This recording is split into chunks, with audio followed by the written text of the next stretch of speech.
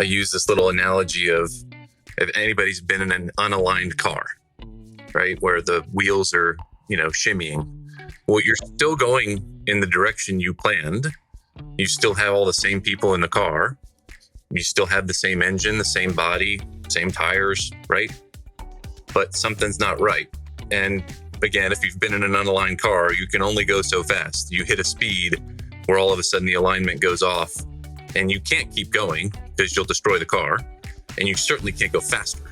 And what I find so interesting about the analogy with the unaligned car is what fixes it? Those little tiny weights. You're not changing much. The car's the same, the people are the same, the body's the same, tires the same, wheels are the same. You're just adding this little touch. And that little touch I'll put out there is vulnerability and transparency.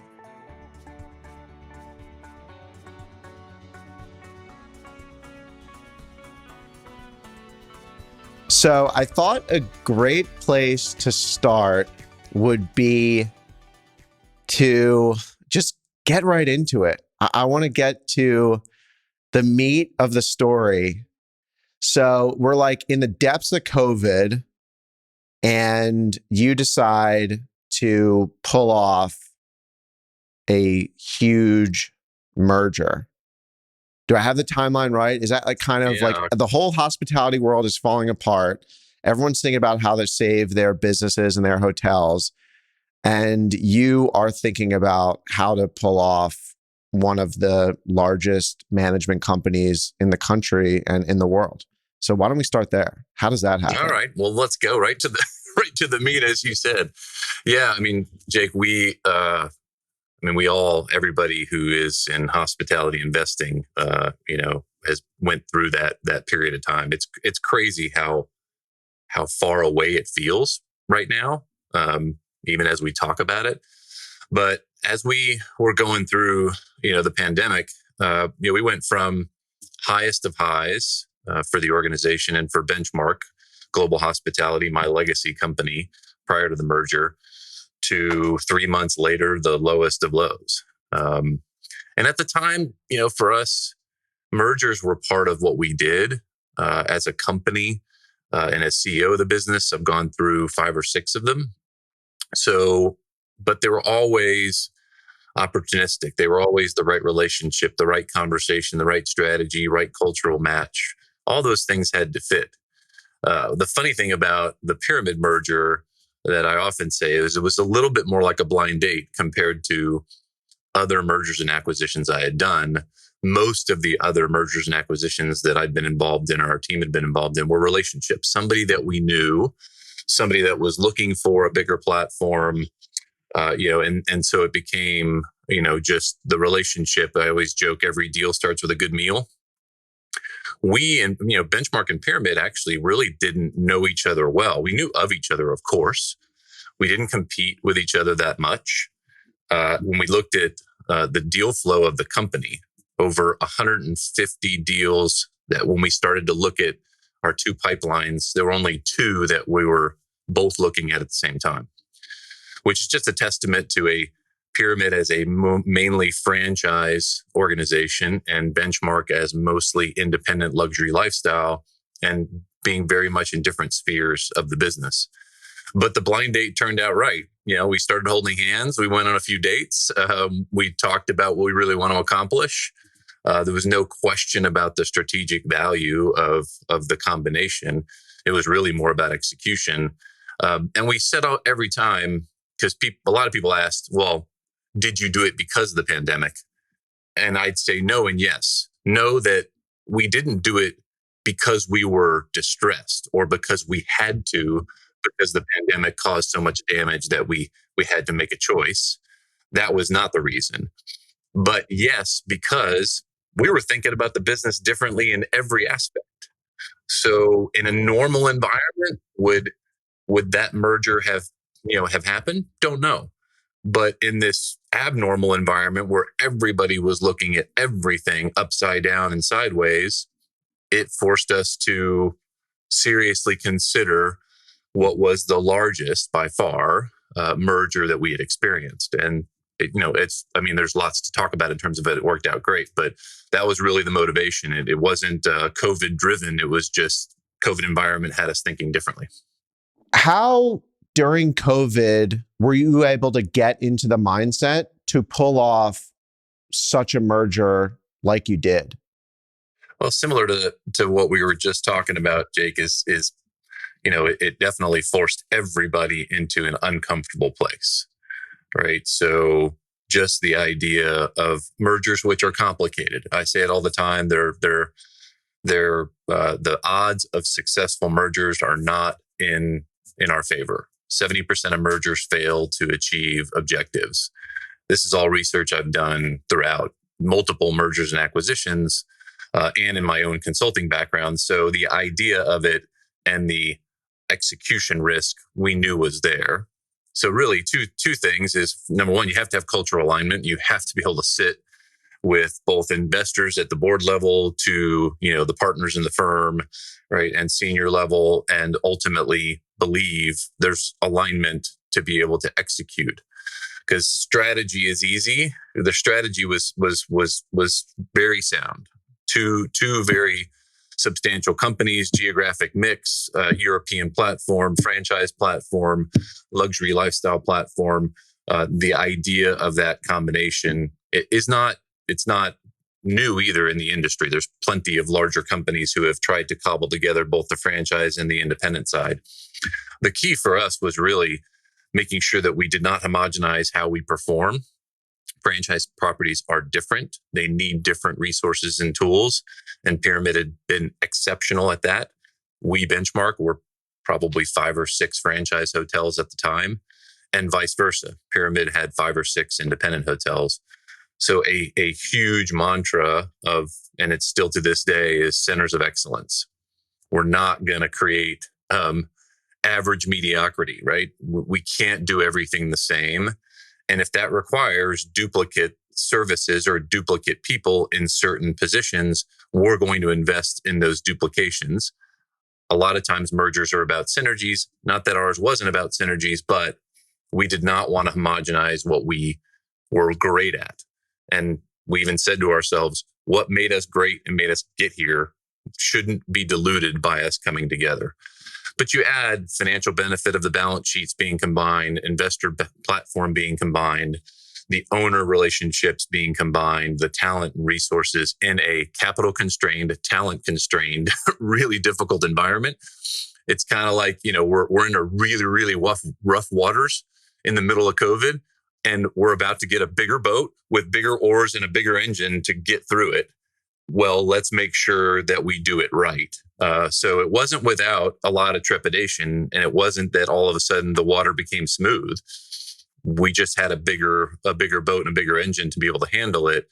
And the focus became from day one, we're now 18 months into it, on execution, right? We have to execute it right. What was it about the Pyramid portfolio that interested you? Because when I look at the benchmark portfolio originally, I'd say, wow, this is an amazing collection of independent hotels.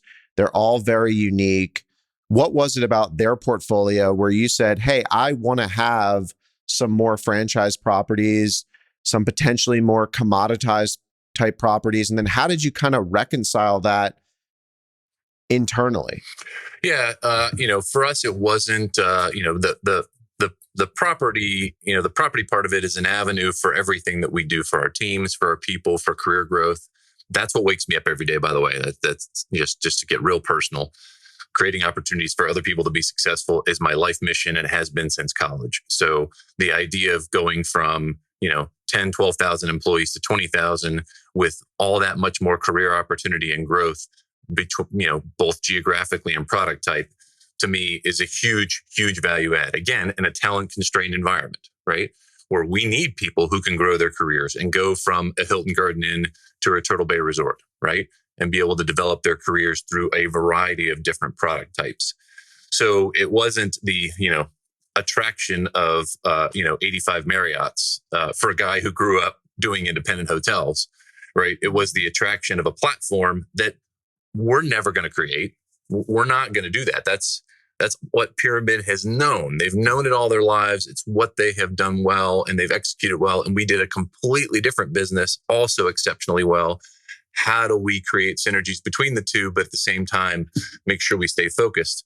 The second thing I'd say about the portfolio was a full European platform, which we do not have. That Hamilton Hotel Partners was the group that Pyramid purchased in 2000, right before the pandemic in 2020, and that portfolio is in 7 countries in Europe, a mix of asset management, investment advisory, and actual third-party management, which for Benchmark, we had been searching for some way to expand into another continent. We sort of did with an acquisition of a group called ETC Venues, which we actually just sold a couple months ago to a group out of New York called Convene. But that never really created the platform that we needed. We never really married the two companies. They were sisters. And so the idea of a geographic diversity was huge for us. And the last thing I'd say is Pyramid as an organization, right? Pyramid legacy versus Benchmark was much more forward in the capital market space than us, with platform partnerships, actual GP LP partnerships, where as the manager, we could be more forward in being a part of the real estate stories that we're building without risking the management company. And that was a skill set that Pyramid definitely brought to the table. So it wasn't necessarily the uniqueness of the portfolio. It was the uniqueness of the platform and the opportunities that's going to create for our team and our people and our investors that we otherwise wouldn't be able to do. So if your life mission, your goal is to inspire others, make people feel good, train them, educate them, elevate their lives, what new things are you doing now at the combined company that you couldn't do at Benchmark, which, by the way, was a big company on its own? So I'm really curious to know, like, even at that scale of the Benchmark scale, some of the things that you weren't able to do, but you are able to do now because you have so many more team members and so much more, capital, bigger balance sheet, whatever it is. Well, I'm taking this all the way down to the line level in my answer, Jake, because that's what warms my heart the most. It is. I don't get to spend enough time on it. I'm reminded every single time I go to a property, because forget all the executive BS goes away, right? All the M&A and grow the business and, all those other things, which I love. I love ringing that bell, and I thoroughly enjoy that. That's been my career. But what really motivates me and what I love waking up to is the thought that we're changing people's lives, right? Through career, through education, through a caring environment of, and that unfortunately doesn't exist in a lot of places. So the probably the number one most exciting thing about our merger was about a year in the making, because we couldn't combine our healthcare platform until we got out of our separate individual enrollment cycles. So we just rolled out at the end of 22 for the 23 plan year about an 8 to 12% reduction in costs to our employees, with an overall combined better benefit platform. That alone, by far, was the number one most important thing and most exciting thing to me, because it touched every single person's life, right? There are plenty of our employees who could care less about what Warren and Alex are doing up here, right? Merging the companies for our investors, right? They're like, what does it mean to me? What's it going to mean to my life? And when call it a $60,000 salaried person gets a $3,000 savings in the middle of inflation, in the middle of healthcare costs have gone up for 10 years straight, that's massive, right? So the feedback we got from our team on that was huge. That's by far the most tangible, the most impactful, because it hit every single employee. And yes, beyond that, way more training resources, way more career opportunities. While I don't hear a lot of them because they may happen at different levels of the organization, I'm excited every day I hear of someone that's going from one property to another that they otherwise would have not been able to do, because either they didn't want to move far away, or they wanted to move within the state. And now all of a sudden, instead of 7 properties in Florida, we have 18 properties in Florida. So that Florida collection can share teams so much easier. And I think people are, I don't know, it's interesting. I wonder if people are getting more, if starting to move more towards they're willing to move or less. For a long time, I think it was less. I think we might be turning the corner and people being willing to move. But in a world where people aren't as willing, and certainly during COVID weren't willing, the fact that we can offer more opportunities in a geography for various people, that's phenomenal. That's just phenomenal. So all of those things, and of course, every single employee cares the most beyond their benefits and their pay is, where can I take my family on vacation? So the fact that we now handed them 250 options to be able to take their family on vacation, again, that's huge. That creates memories and opportunity for a lot of our team members that would have otherwise had a lot fewer choices. Ultimately, it makes you more competitive, because the hardest thing that our company faced was retention. And when we had really good people, particularly during like the COVID time, potentially they were leaving. So one of the things that we've been thinking a lot about in my own company is how to train people from the bottom up to be future managers, future leaders in the company. And now at your scale, how do you think about keeping people within your company and creating a culture where they want to be at, but also educating them and inspiring them to go to the next level? Yeah, so it's a great question, Jake, because I give a tremendous amount of credit to our full people team.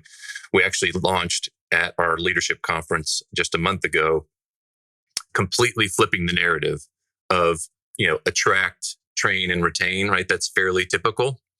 We flipped it on its head and said, retain.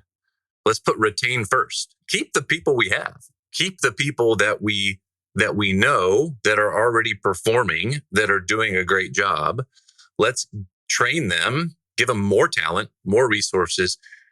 In a labor constrained environment, in a higher cost environment, we are going to have to hire fewer people, be able to equip them to do more, right? Not do more and burn them out, just do more, whether that's technological advances, right?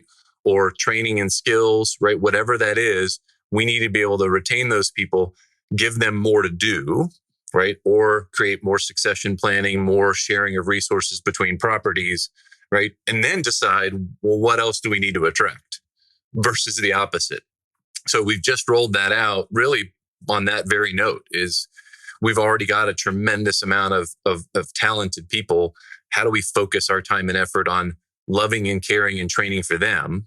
And then deciding, well, who else do we need? And we actually think it'll help us attract better for new employees, just simply because I think it'll solidify our culture to where when people show up, they'll be like, wow, these teams actually they seem incredibly well aligned, and that's incredibly attractive to new employees, particularly if they're leaving a place where maybe they're not as well cared for, maybe they aren't trained as well, or they don't have the same resources for their career. So that's been a big focus of the company, and even before all of that relaunch, there was just a lot of conversation around hiring fewer better people and giving them more to do to therefore counterbalance that inefficiency that's just existing in our business because of labor costs and supply costs. And there's only so much rate gain we can get to make the economics of our investments work. So there are a lot of 20 to 50 property management companies that are going around right now and saying, hey, let us manage your hotel because Aimbridge has 400 hotels and 1,400. 1,400. And, this guy and Marriott has this many, and they don't know what they're doing. They're so out of touch. So is scale and size better in the management business? And is there a point where a company is too big? Well, I'm biased in answering that, right? That's why I want your answer. Let's go. Of course it is. Well, what, and we said this going back to even the merger, and the things that we said to ourselves is we need to make sure, because it wasn't about us. For us, it was not about bigger. And even in every single conversation and in every interview, we refused to push the stats. And I will say not everybody has done that. For us, it was about how is this going to make us a better organization for our owners, for our partners, for our employees, for our guests, and for the communities we're in. How is this going to make us better? Now, yes, scale is better for certain things, right? Buying power, quite simple, right? Certainly on the investment side, quite simple. Geographic capabilities and resources to be able to grow the business, quite simple, right? A European platform, quite simple, right? All of those things are better at scale.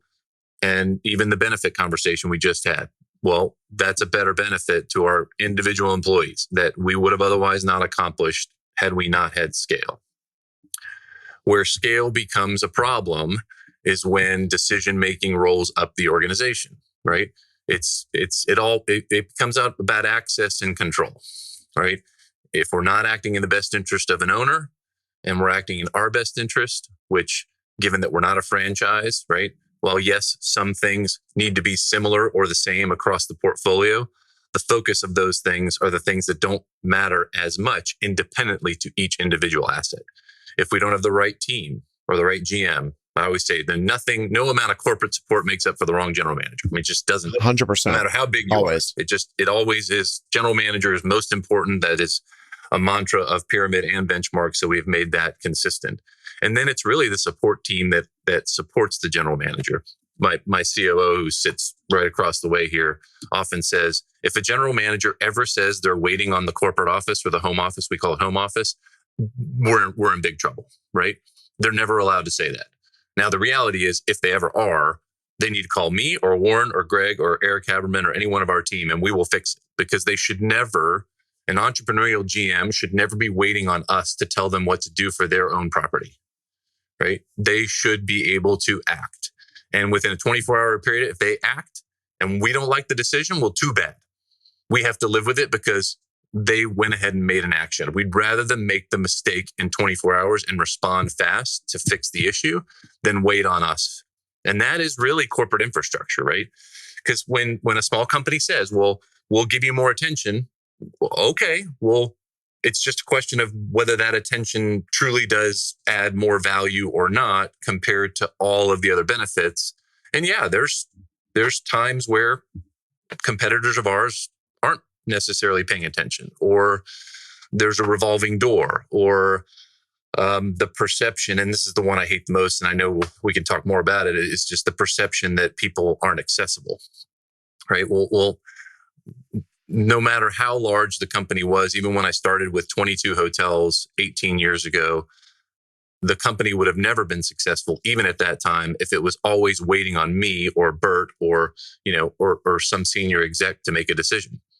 So I find access to be, we as a company have talked about access, about relationship. Access isn't about decision making. Access is about that we care and we will respond and we will be there if one of our owners or our clients feels the need for somebody at the senior level that they know or that they trust to be a part of solving the problem. But if they're always waiting on us, forget it. We'll never get there. We'll never be able to grow the business and scale it.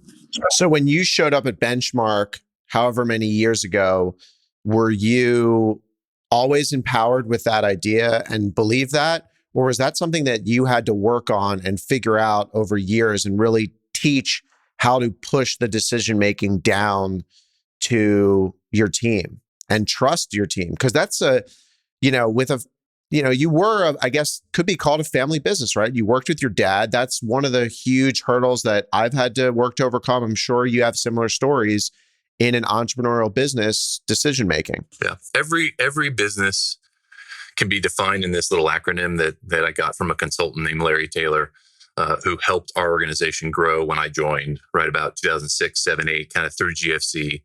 And it's belief will drive behavior, which will drive performance.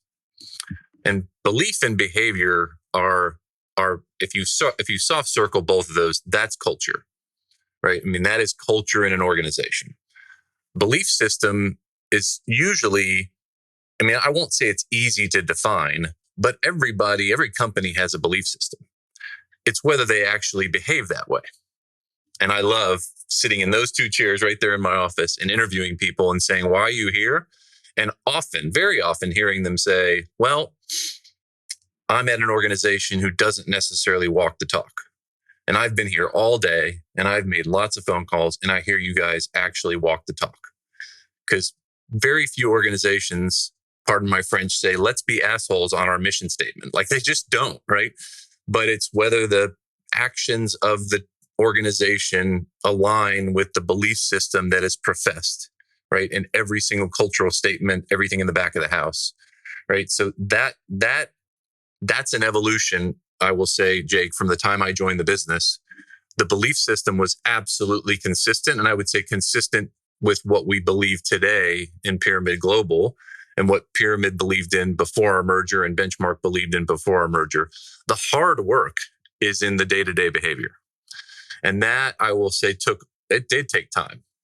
I went through an exercise. I helped lead an exercise with a team at Benchmark when I joined about a year after, that was called G2, which was not Bert to me. It wasn't my father to me. It was, what's the next generation? It's, go to the book, Good to Great.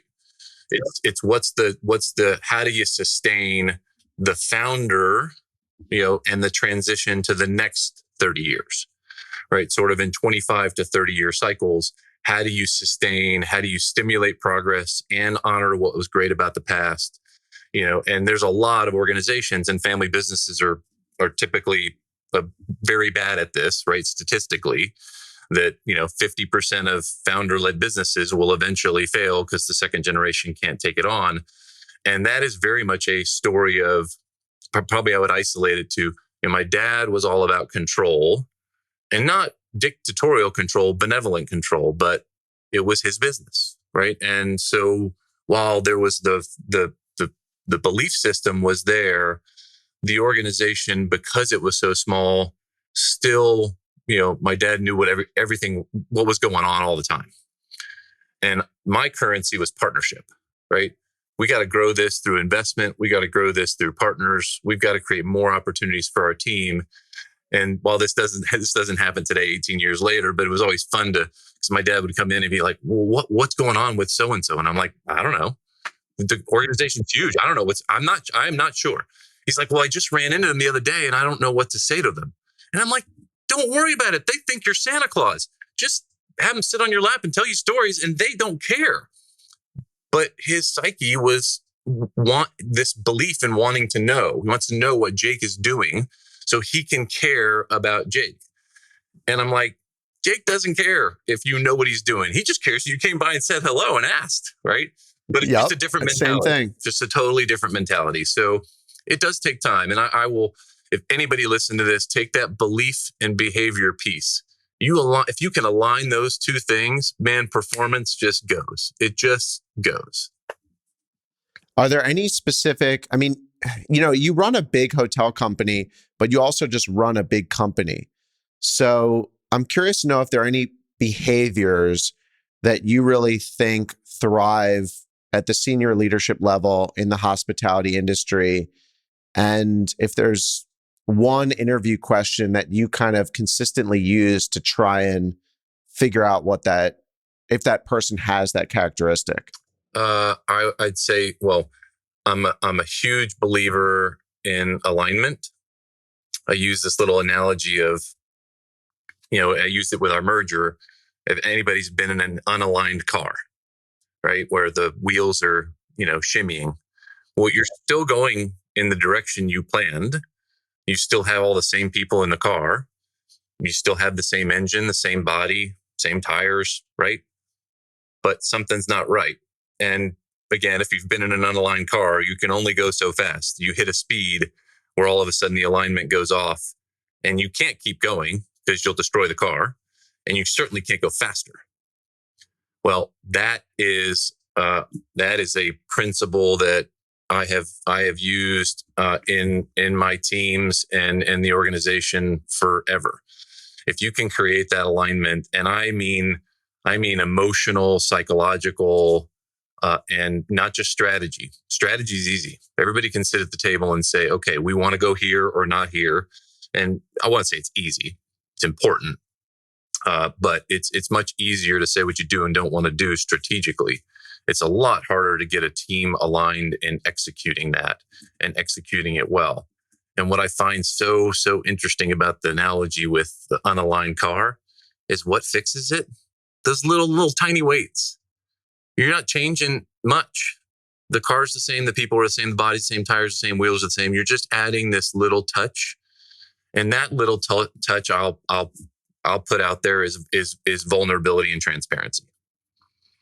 If you have a team that can raise their hand when they screw up and ask for help and be accountable to themselves, willing to take themselves perhaps a little less seriously. I tell my team, if you have two people on your team, not your direct reports, it can be, but preferably not your direct reports, that at any point in time can walk in your office and say, boy, you really screwed that up. Or here's what people are saying about you behind the scenes. Then you have liquid gold in terms of being able to adjust your personality. But that comes with vulnerability, because I know a lot of people who get that feedback and don't do anything different. And I've had those moments in my life where I get that feedback and I don't do anything different. But if you really create a trusting environment where you can be vulnerable, it reduces the human condition of selfishness, control, ego, right? All of those things that we all say, check your ego at the door. Well, that's hard. I mean, it's hard. And I've been around a lot of egos, and it's hard. And if you find someone that can check that and truly be open to a well-functioning and healthy team, it is by far the most important. So I typically ask about team environment. How do you create alignment among your team, right? Tell me. Who in your life can come into your office and tell you how it is? Greg Champion, who's right over there, my chief operating officer, who, yes, it's hard when you're the CEO, but, we're at the top. You have to pick somebody who can report to you. But he and I joke often. He is an overdoer, and I am an overthinker. He is an executor. He's an operator. Could never do anything that I've done in 18 years. He joined me 13 years ago with Adam, because he is an executor. He will get stuff done and make things move. And I tend to be an overthinker, right? A dreamer, a planner. I can get into the detail gladly. I just don't choose to. And we have really learned a lot about each other. And now, when I have those moments and overthinking something, it's actually a joke. It was a joke in our team. If we were sitting around dialoguing about something for too long, we'd all look at Greg and he'd be like, I'm done tolerating the dialogue. Let's go do this. And it was the right answer every time, because he wouldn't sit there and debate. He would just sit there and listen, and then just look over at Greg, and he's like, are y'all done talking about this? Because this is what we should do. And then we go and we make decisions quick. But there needs to be room for both, right? There needs to be room for people to get their stuff out on the table, but there needs to be enough pace to be able to make a decision and walk out of the room aligned. So, because if you make the decision too fast and you make it in a silo and not everybody's on board, you lose people fast. And then you're constantly being asked questions. Why was that decision made? Why didn't you think about this or that? Well, if you're in the room and everybody's got their stuff out, and then you make the decision, everybody knows why that decision was made. They may not agree with it, but they agree that the process was thorough enough to come to a conclusion, and then they're on board. We just started going in and hitting it, but I want to kind of zoom out a little bit. And mergers and acquisitions has actually been such a huge part of your growth and your success, in addition to just being a damn good operator. And we're going to be talking about that. But maybe you can kind of talk to us about the early benchmark days coming through to now, using the mergers and acquisitions as kind of a guidepost through that story. It goes back, Jake, to the idea of partnerships. My currency was never control. It was how do we benefit the business and benefit the careers of our team? Everybody wants growth, right? That's just a reality. I was listening to one of your other podcasts, and somebody said, growth is fuel, and you guys were both talking about growth, and it's true, right? That is just part of what people want throughout the organization. In every place I've ever been, that's usually one of the most important questions I get is, where are we going next? Yeah. And to the life and career of an individual, that's what matters to them. And M&A, while maybe it's not for everybody, the reality is it kind of is. Because at some point, right? At some point, a founder, right, or an owner-led family business is going to make a choice of whether they have the wherewithal and resources to accomplish what they want to accomplish on their own, or if they need to bring in some other partnership. And that is even true on the real estate side. I mean, arguably that's not M&A, but every real estate deal has a partnership. And therefore, every real estate deal is dealing with partnered acquisitions. Mergers are just a little more, they're a lot more complicated because of the human side of bringing together multiple operating companies, right? Versus asset to asset sales, right? Or real estate to real estate sales don't have quite the same complexity. But on the operating side, look, let's see, of the 5-6 mergers I've done, 5 of the 6 were founder-led businesses who wanted to make, the next step in the generation of the business towards the end of their career. Well, at some point, you mentioned it earlier, these, 20, 30, 40 hotel management companies, at some point they're going to make that decision. And if it isn't family or internal succession, at some point that owner says, well, what can I do next for my team? What can I do next for the business?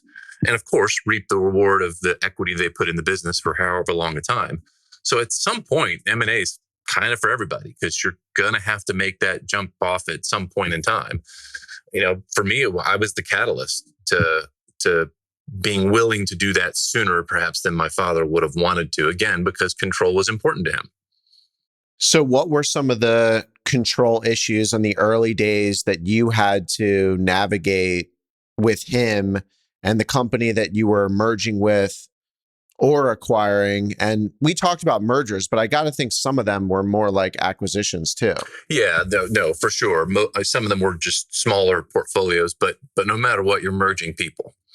Right. So it doesn't, I'm amazed in every single transaction how much people get fixated on whether, well, was it a merger or was it an acquisition? And I'm like, forget that. Okay, there's a gap definition for whether it was an acquisition or a merger. And then there's deal points of whether it was an acquisition or a merger. But the reality is you're still merging people. You're still merging cultures and systems, no matter the size and no matter the technicality of whether it was a merger or an acquisition. And frankly, if any leader sits around and says, well, it's an acquisition, that means we can just do whatever we want because we're the acquirer and they're the acquiree. You're in for a really crappy combination, because it doesn't really matter. You still have to respect that you bought something for a reason. You bought a platform for a reason, for somebody that was doing something well. Why would you just discount that as if it doesn't really matter and you're just buying a set of contracts?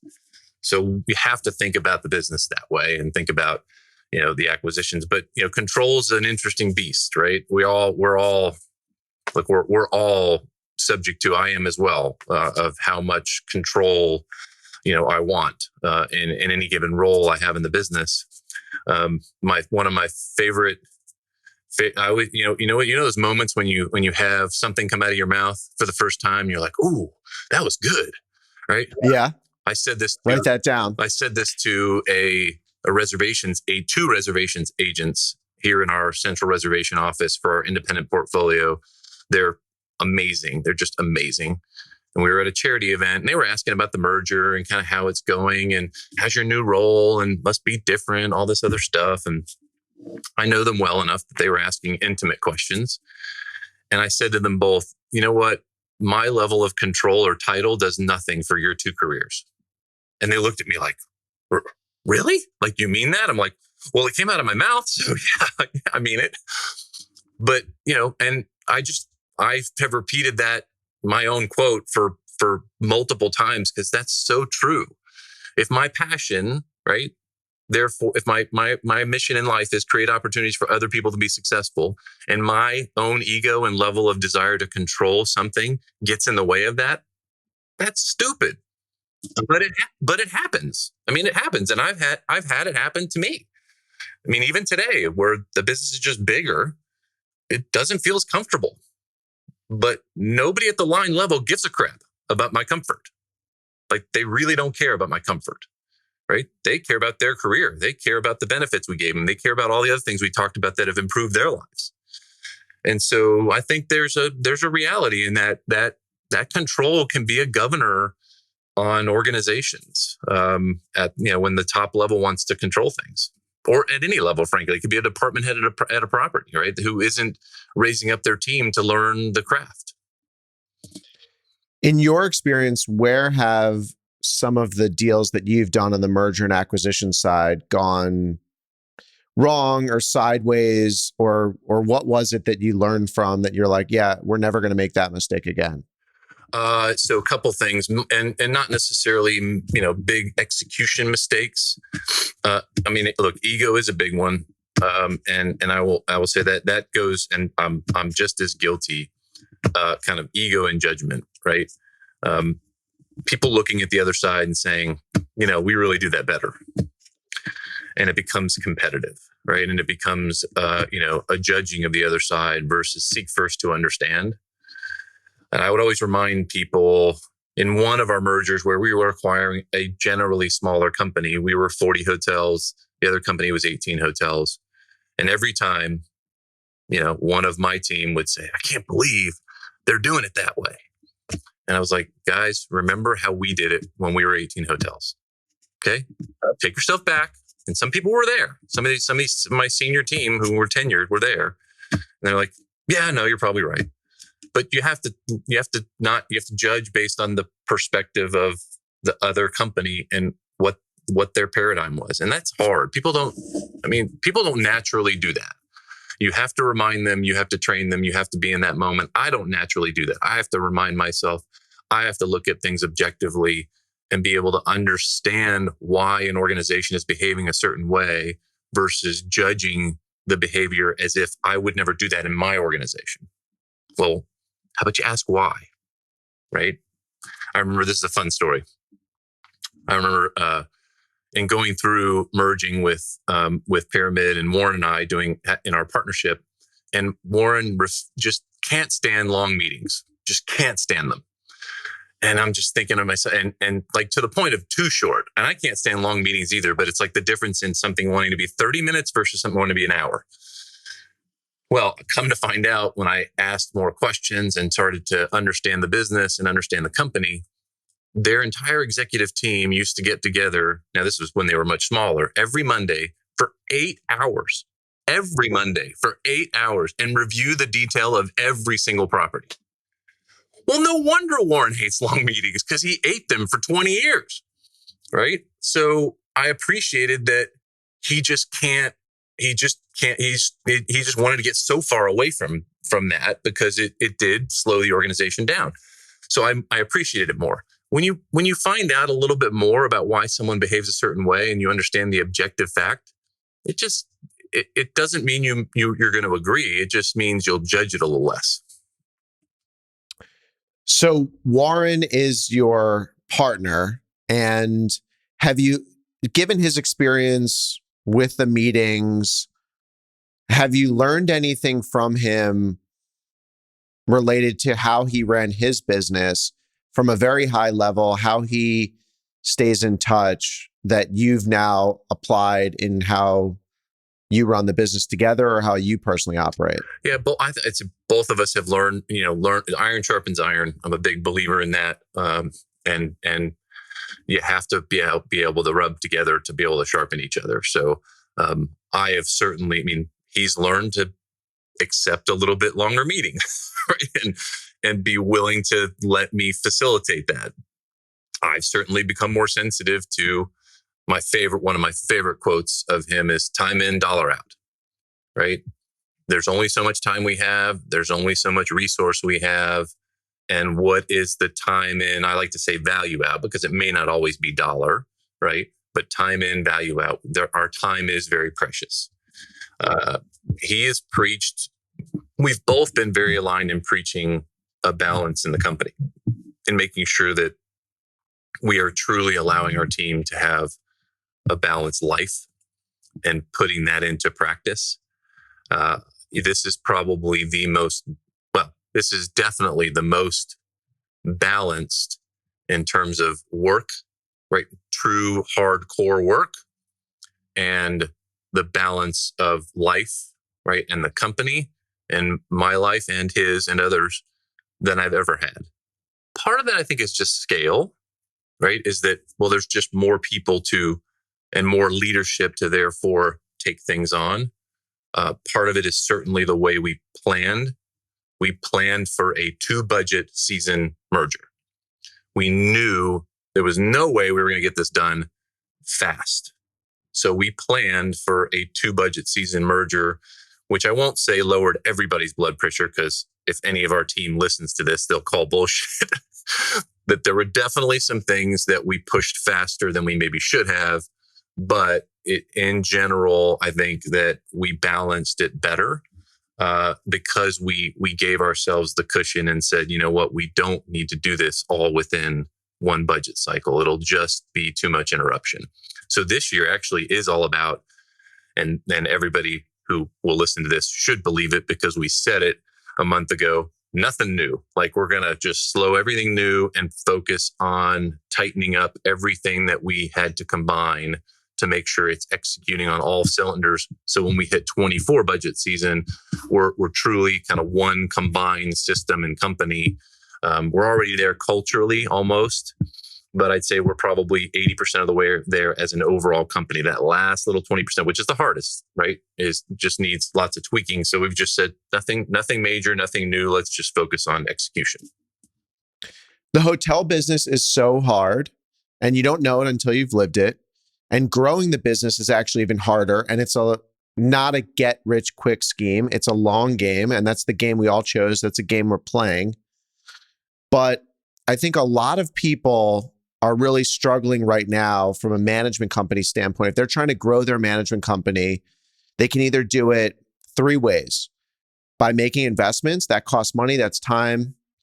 They can try and do it by getting third-party management contracts, onesie twosies, or they can do a merger and acquisition. At what did you realize at some point that you're like, I can't grow and I can't scale to the level I want to be by just hiring a bunch of business development guys and sending them out to the world and trying to get these one-off management contracts? Did you make an actual decision and said, no, the way that we want to grow is through acquiring or merging with other platforms and immediately gain size and scale? Yeah. I mean, it was actually it goes back to the origins of me even joining the business, because I wasn't going to be in the family business. That was not the way I grew up. It was never a conversation. But while in business school and working in consulting, I spent some time with the business really just to understand more about it, not to plan to join it. And part of that story was we need a broader set of growth opportunities. We need a better capital resources. We had a private equity partnership that didn't really add value in the late 90s, early 2000s before I joined the business. So part of it was we need capital partnerships to be able to help grow the real estate side. Because, you know, when you're a management only business, you cannot bet the balance sheet of the management company on real estate. You'll kill it. In your situation, Jake, you can own the real estate and be a manager, right? And you're while you may or may not be as good, right, as a full-on third-party manager, the capital and the risk reward is aligned, right? If you take management and do the opposite, you'll kill the business. So we had to have partnerships because our family didn't have the wherewithal to do it ourselves. We need to have capital partnerships. We need to continue to do the third-party growth side, and we need to look at M&A. And so from the beginning, it was we need to continue to explore all of those in order to grow the business. Now, 18 years ago, did I think we'd go from 22 hotels to 250? No. In fact, if someone would have told me that, I'd be like, that sounds nuts. I don't know that I want to do that. But you grow a little bit at a time, and all of a sudden the next opportunity comes. And it was always about opportunity and the right partnerships. It was never about, we'll just be bigger because we need to be bigger. It's never been about that. It's always been about, what's the value proposition? What can this provide for our owners that we otherwise couldn't do? And by far, for anybody considering any kind of partnership, it was about partnership alignment. It's a non-negotiable. It is a non-negotiable. By the way, that doesn't mean it's not hard. It's hard. I joke it's like marriage counseling. I was often the marriage counselor in between my dad and all these other deals, right, as we did these. But it's worthy if you spend the time, and it can be risky if you don't have aligned partnerships. It can be, and there's tons of examples of unaligned M&A that's happened in our business. 100%. But at the end of the day, throughout all this M&A, you are still the guy. You are still running Benchmark. Now you're running Pyramid with Warren. So how did you find throughout those 5 or 6 mergers and acquisitions to handle the leadership of the business? Like, was there a tail and eventually there's like an earnout? Like how does that work? Because you were the guy the whole way through. There's not someone else in your role that is coming in through a merger and acquisition. It is a lot of partnership, and bringing people together, right? And having alignment at the top. I mean, it's the easiest way to say it. For whatever reason, God blessed me with a willingness to partner. And there are many times that I scream at him. I'm like, what are you doing? This is nuts, right? It's crazy, right? Because personalities get in the way, emotions get in the way, control gets in the way. And you have to, I'm fortunate to have a great psychologist executive coach, a great writing executive coach, my favorite person in the whole wide world being my wife, and 2 wonderful dogs at home and 2 boys. My 2 boys don't really reduce my stress at all. But all of that, right, and probably one of the greatest qualities of managing partnerships is to be able to understand people objectively and understand how to create alignment. And I'm fortunate, it's easy to say it in hindsight. In the moment, it's not easy, but fortunate to be a part of a lot of great partnerships of just bringing people together. And so that's always been enjoyable. What's the next one? I don't know. Never knew what the next one was after the last one. All right. So I want to talk about how you structure a management company, acquisition, merger, whatever it is. Maybe you can break down, if it's like buying a small business, do you go out and get an SBA loan? Do you have to pony up cash in your balance sheet? How does it work? What are the multiples? Kind of give me the whole playbook. Every deal is structured, has different elements of structure for sure. And there's been, I used to keep track, over a 5-year period of time from maybe call it 2012, 13 to, 17, 18, there were probably 60 different M&A transactions in our business. Fast forward probably 80, right? When you really start, adding them all up. So there's been a lot, right? And ours are in the third party management space. Of course, there's been tons of brand acquisitions like a Kimpton or, Viceroy just recently being acquired. Those are very, very different than a third party management side. And so the multiples are also different.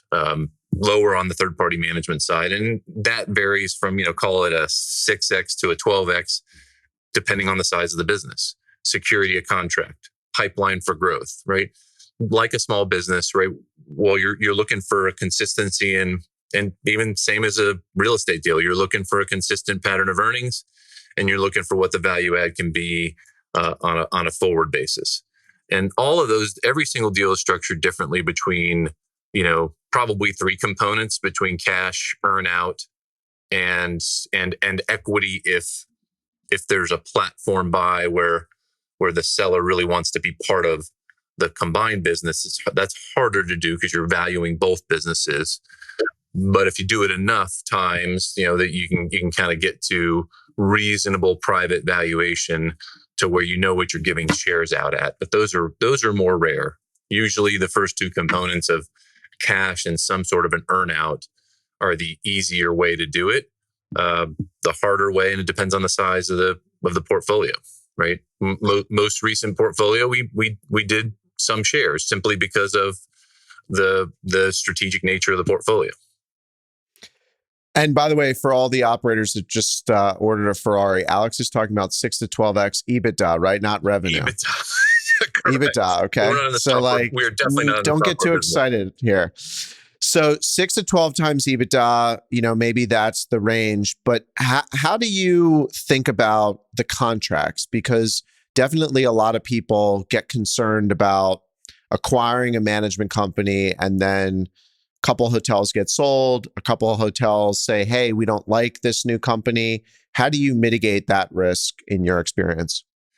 Again, it's part of the deal structure, it's part of the due diligence and understanding the churn in any given portfolio, because it's not just what properties, because we have properties that depart on sale or, and so there's a natural churn to the business. The smaller the portfolio, the more penalizing that churn could be, particularly if it's negative. So you're looking at history. You're looking at a portfolio that might have started at 20 hotels 5 years ago and is 40 now. But along the way, they added 3 and lost 1, or added 5 and lost 3. And there's just a pattern you can kind of watch throughout. And hopefully there's a natural skill set and a natural capability of knowing that pipeline is going to continue to grow. But you are looking at contract value.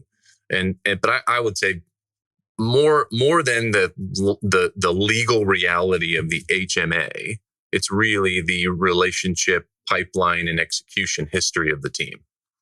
Because anybody could look at Pyramid's HMA portfolio and say, well, there's X amount that are going to expire year after year after year. Well, okay. Well, how about you look at the last 10 years of the business? Because we naturally grew organically or inorganically through M&A to these various milestones. So you're looking at it very much the same way as any other piece of business. It's just the reality of contracts is yes, you're buying a team. You're not just buying contracts, but the real financial collateral is the fee base. But if you don't have a team to deliver that fee base, then that doesn't really matter. Yeah, that's really interesting, because it goes back to your concept on partnership, and you're really looking at the people that are also coming along with this merger to get more comfortable with the value of the price that you're paying or that you're investing in that deal. Well, in most cases, Jake, right, the management company has to go to the owner in most cases to get consent. Not all cases, but in most cases, they have to go and get consent. So if I'm selling my company and you're my owner, you're going to want to know, well, who's buying you, and what are they going to do with the team, and what's going to happen to John, who's my day-to-day guy who I love, right? And my GM, they're going to want to know, the story. So there's a lot of communication. I mean, it's not something we've touched on a lot. There's a ton of communication ahead of time. And in every circumstance, the last thing that we ever wanted to do was for important people in the combined organizations to hear about the merger through rumor or gossip or lack of information. Because there's a phase where you have to do it all confidentially. And then there's a phase where you're making a deal and we called every single owner got a personal phone call. Every single owner got a deck that we shared as to how we're doing each deal. Every single GM knew before their owner knew, right? So GMs got the information first because they're at the tip of the spear, and then they could share with their teams. So before any press release or any of that kind of, great hurrah, right? When you close and you're all excited and you get to do the press interviews, you've had weeks of communication of all the constituents that matter, because we don't want them to find out by a press release. Fortunately, we're not public, so we can afford to do that. But I don't know. I rue the day that maybe I have to do one of these as a public company, because I wouldn't want to. I just couldn't do it that way. How can you not tell your clients? I mean, it's just. But in a public environment, you can't. I mean, some of the franchises don't tell us anything and then impose something on us. So you just have to get to that level, Alex. That's maybe what's next for you. I don't know. I don't think so. I hope not. I might have them have a lobotomy if that's the case. So I don't know. I kind of draw a ton of energy from independent and lifestyle hotels because there's just so many levers that you can pull. There's so many ways to impact your guests, your team members. How do you reconcile that now that you have such a big portfolio of independent and franchise hotels? And how are you collaborating between both sides, if at all, to maybe add some of that lifestyle angle to the other side? And then how are they educating the lifestyle group on certain things that they didn't think about? Yeah, no, there's actually a lot of that happening organically. Making sure that we don't force it, because again, the centers of excellence and the specificity of what we do by asset type matters, right? But I'll go back to my mission in life. I don't really care where any of our employees are working or how creative or less creative it is.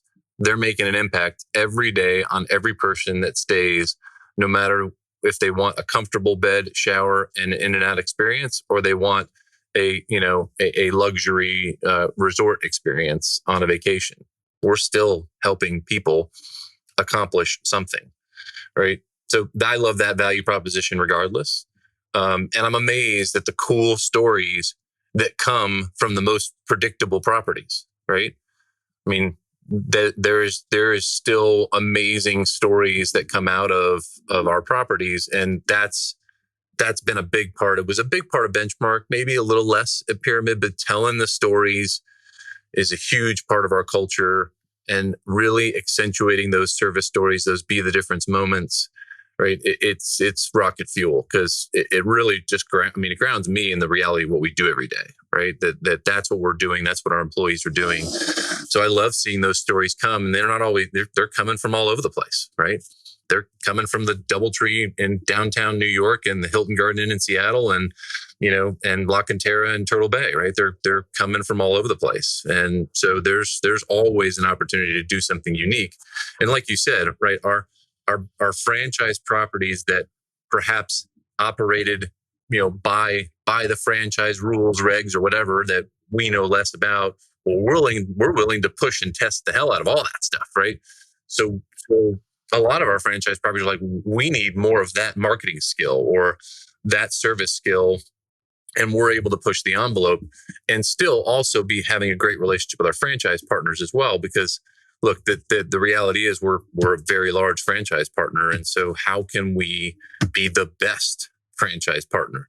Well, I think the way we're the best franchise partner is by thinking what's in the best interest of owner and being willing to have the conversation with the franchise, especially when we run 70 independent hotels. We know how this works, right? And we know what works and what doesn't. So how can we create a more nimble relationship with the franchise to therefore be better and better? I can guarantee you our revenue management across the portfolio is better as a result of the combination. Not just because on the independent side, you have to make decisions every single day across all these different channels, but also because we now understand the franchise side all that much better, because there's huge demand, right, that comes through those channels, demands that we otherwise would never see as an independent. So there's no question we're just learning more about what each side of the business does. And that's where I was talking earlier about having dual roles, right? Having roles in both disciplines and having excellence in both disciplines. Well, then those people get to talk, right? They're able to talk to each other and share best practices. Benchmark was always known for great food and beverage. And I think that was probably one of the hallmarks of your business. And sometimes when I'm talking to a restaurant operator, they're always like, why do you operate your own food and beverage? And we like to have the control, and we think we do a really good job. What have you found as some of the best ways as a hotel person to do the food and beverage side really well and to make it a distinguishing reason why someone's coming to visit that hotel, whether it's an event or a restaurant visit? It's definitely an area that we want to be known for as a company. Like we know that is an important thing to owners in not only driving the quality but also driving the profitability. But also for us, it's a differentiator. It's not something that a lot of management companies do really well, meaning defining characteristics well, right? Cost per cover and or revenue per occupied room, truly being able to drive the local traffic. And you can't do that in every hotel. I always like to say, look, you either have a hotel restaurant or you have an out-facing restaurant. Pick one. Doesn't mean that you're not going to do both, but you need to pick a personality, because not every restaurant inside of a hotel building can act and feel like a street-facing restaurant, right? And the moment that you try to make something that really doesn't have the characteristics of a street-facing restaurant, try to be one, you're going to lose money, right? That doesn't mean that you won't bring the public in, but you're not going to spend the same amount of time, effort, and resources to be able to drive local traffic. So you do have to pick and choose. And so we've put in a lot of resources in the fundamentals of particularly banquet and catering to do that exceptionally well, because we do a ton of group business. We have a chef council, which has been great to share culinary capabilities and playbook. We just launched. What's that? So it's a council of, I think we have about 8 chefs across the portfolio that help with task force, help with anything related to menu and banquet planning, help with sharing best practices. It's been hugely valuable, because it's hard to find, at least in my experience, it's hard to find a chef, a true chef who wants to be a corporate person. Very hard person to find. We've had one in our 45-year history who's amazing, and unfortunately passed away while still working with us. And we named our culinary award after him. But that's a very hard person to find. So being able to bring those people in and out of, right, they're still property based, but they're able to share and act like a corporate, culinary group. That's been hugely helpful. And then our senior VP of food and beverage, Patrick Burwald, is about 2 years ago launched Purple Mint within the company, and it is our own concepting, right? Research, menu design, right? All of the things that are required to get a freestanding F&B restaurant going. We have a full team, and it's not just us. We have a lot of third parties that we use, but it's a full suite of services, so that we're not always going to the outside, which we were doing when we were smaller. We didn't have the resources. So having that upfront concepting, menu planning, right, doing the local research has been a huge benefit to us. And really, Patrick brought that skill set to the table. So that leads me into something interesting, because this is always something that I used to struggle with, and now I kind of don't really get too worried about it. But that's fees and costs that we bill back from a corporate level, whether it's on the investment side or the management side, to the property level.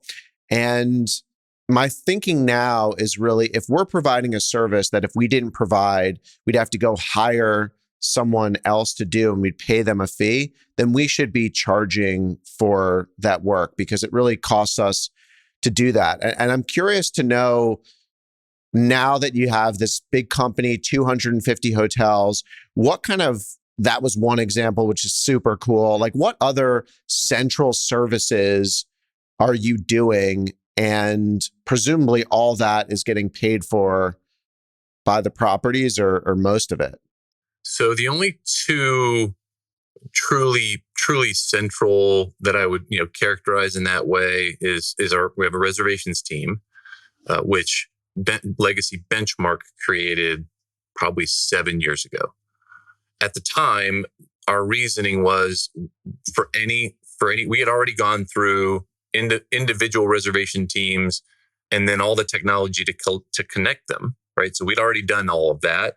and the software to understand and to potentially use pods, right? Regional pods. We'd already done all of that, but then we always had the rollover that would go to a third party.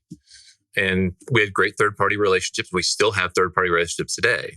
But the thought was, if we could do this ourselves, we could more than likely beat the metrics, right? That we see in the third party world if it was our team trained by our people.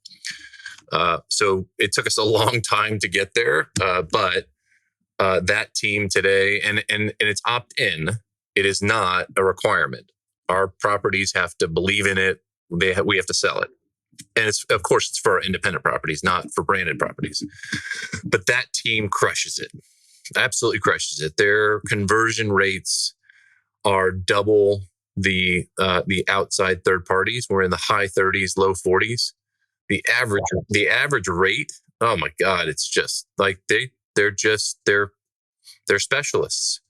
We gave them all the technology and all the resources to do all the things that you typically don't get in a call center. They're fully educated. They have all the right resources. They have personal phone numbers.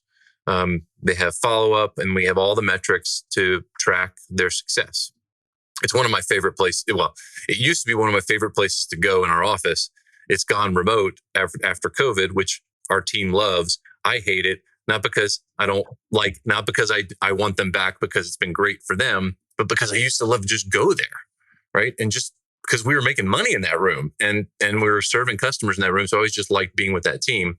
I still attend their, every once in a while, one of their trainings on Sunday just to get to see the team, but they've done a great job. And then with our merger, we launched a central accounting platform, which was really out of necessity on the pyramid organization because they were with a third party who wasn't really keeping up and frustrating the organization. So that was a necessity on their side. And we strategically through the merger, because that was happening almost exactly at the same time that we were doing our merger, we strategically said, much like some of the other conversations, we're in a labor constrained environment and costs are going up. We need to be able to provide platforms that can reduce the exposure and cost at the property level, non-negotiable. So we use that as an advantage to be able to plan here in Houston to grow a central accounting team. But again, we're rolling that out right as we get stable because we want it to be best in class. Our goal is for it to be everything that you don't expect from a central accounting team and everything that you do expect. So are you basically pulling out all accounting functions outside of a hotel and putting them central? No, depends or on the will a property. hotel still have, okay. Depends on the property and the size and the needs and owners, right? It definitely depends on each situation. So it's very custom. I mean, a lot of our larger properties still have a controller. Right. Especially it's tough. Accounting is just so hard to find people right now. Are you looking overseas for talent as well, or is everyone essentially based in Houston? No, not currently. We do have some remote as we've built out the team, but look, we're very fortunate in Houston to have a very, very good population and a very good educated base. It's one of the reasons we picked Houston, not only just lower cost of living and larger MSA to recruit from versus putting this, in Boston. If it were in our Boston office, we chose here for that very reason. Won't say it's been hard, but I think we've recruited in the last 18 months, 60 to 80 people, and our turnover's been less than 10%. I want to touch on one last place, and that is now that you are leading such a big organization, how are you thinking about your meetings, your leadership interaction with your team? Who are you meeting with? And what's the cadence look like there so that you have not only the pulse of the company, the organization, but also the pulse of your assets and your hotels? Yeah, so we are fortunate to have regular monthly communications that you're able to join to kind of get a sense of what's going on in the business, right? And that's been a cadence that both organizations had, and we've continued. So I don't find that at any point in time I find out that something's happening that I'm unaware of. I mean, yes, there might be something small, but or a GM vacancy that I may know less about. But typically on those calls, all of those issues are coming up. I'm a huge fan of our board meetings, as much as board meetings don't mean anything to our individual employees. The reality is that's where we're thinking and we're strategizing and we're planning and we're holding ourselves accountable to things that we want to get better, right? So that always, I always get a lot of energy out of that, because we do report on employee satisfaction surveys. We report on any of our guest satisfaction issues, particularly those that are franchise related. We're reporting on the performance of our properties. And although I'm not a huge fan of roll-up reports, it does give you a sense and a pulse of where things are going, particularly the employee survey piece, because that I will dig in on. I will read all 45 pages, right? And all the commentary associated with it to be able to get a sense for what's going on. My favorite thing to do is go visit properties. And if I'm traveling, when I'm traveling, I'll always just say, hey, I'm in town, want to come, just say hello. I don't like the pomp and circumstance of a visit, which sometimes happens, but I'd rather... In the hotel world, that's a big thing. I remember Bill Marriott visited our hotel, and there's a whole pomp and circumstance show that gets put on. So you're a little bit more low key, you kind of slip in the back door. And well, I don't like to slip in the back door necessarily. I like to notify the team, but I just want to go walk the property, get to know the team, maybe take them out to dinner, maybe have, a little happy hour. But it does, I don't know, it comes with the territory. I get it. I appreciate it. It's humbling. And at the same time, I'm not that important. I'm just not. Like, nobody should be stopping their work because I showed up. But I don't want to not be available, because if people want to meet me because they think that's important, great. That's awesome. I love to meet them. Right. So it's always interesting, but it also is just very grounding. It's just the reality of it's very grounding. After you get past the pomp and circumstance, if it happens, then it's just hang out in the bar, hang out in the employee cafeteria, just see the team, and get to meet people and hear their stories. And there's never a property visit I don't walk away from inspired and really knowing what's going on in the organization day to day. Right. And my door's always open, Jake. That's, people say that.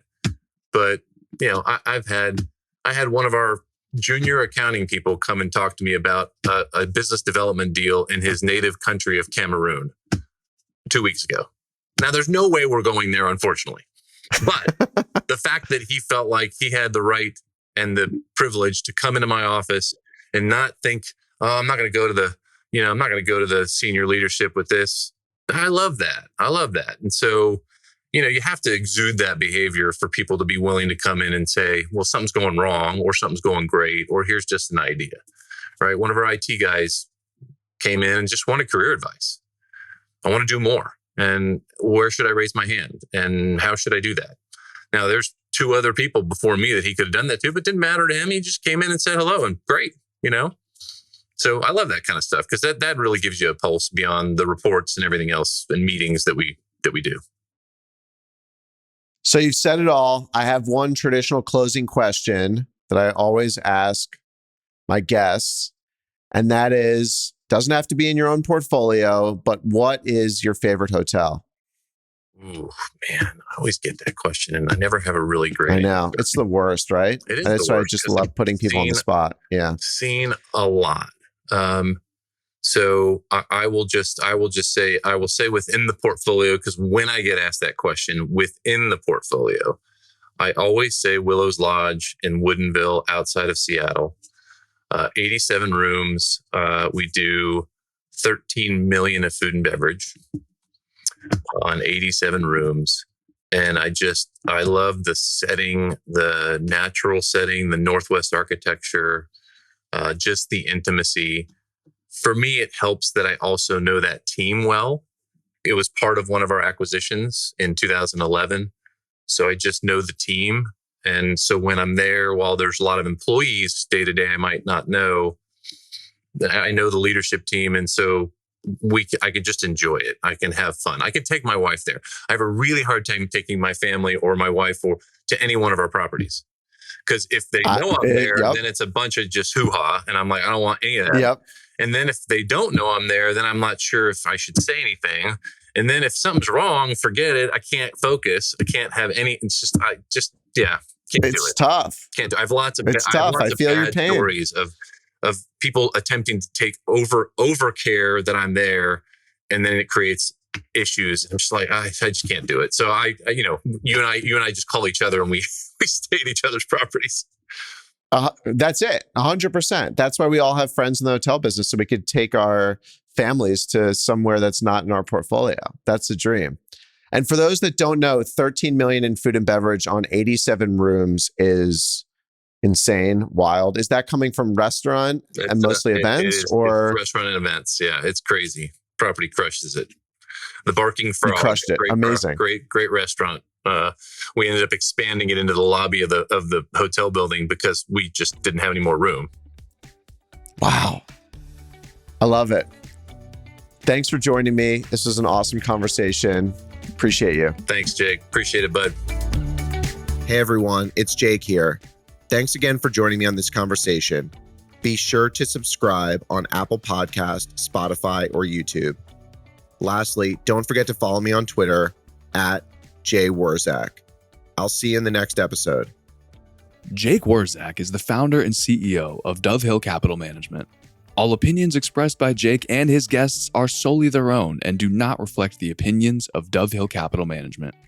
This podcast is for informational purposes only and does not reflect or represent real estate, financial, or investment advice.